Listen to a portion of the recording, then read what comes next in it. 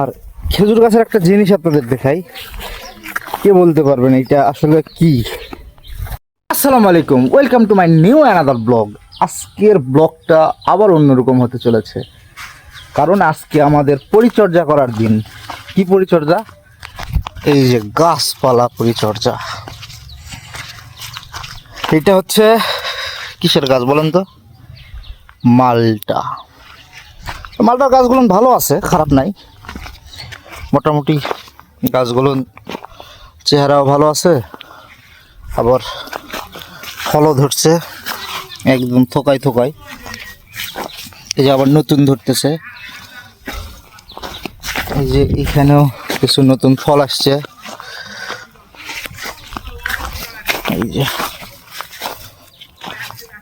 এই যে এটাতে অনেক। তো মূলত আমরা মালটা বাগানের দিকে যাব না, আমাদের আজকের কাজটা হবে হচ্ছে এই আরবের খেজুর যেগুলো গাছ লাগাইছিলাম এগুলোর বাঁধন খুলে দিতে হবে।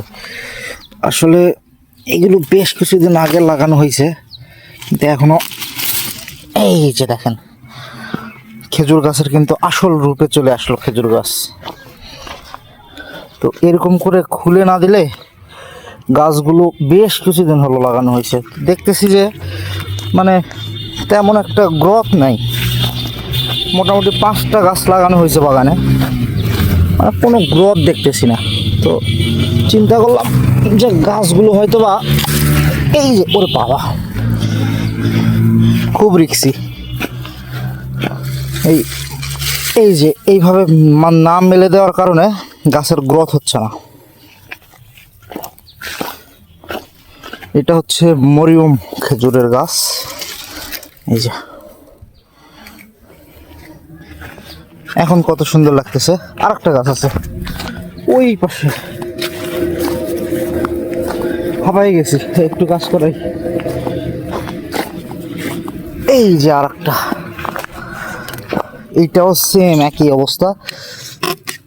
এই যে খুব উফ,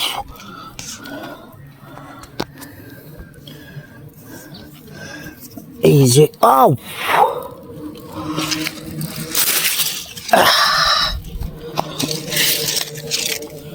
ব্যাস এই হচ্ছে খেজুর গাছের আসল চেহারা, ঠিক আছে? কিন্তু খেজুর গাছগুলো যখন লাগাইছে তখন একটু ক্রস করে লাগাইছে। আমাদের এই ডালটা প্রয়োজন নাই, আমরা এই ডালটা কেটে দেব।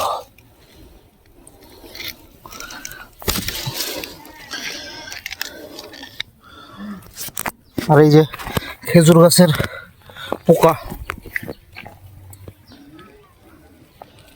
আর খেজুর গাছের একটা জিনিস আপনাদের দেখাই, কে বলতে পারবেন এটা আসলে কি?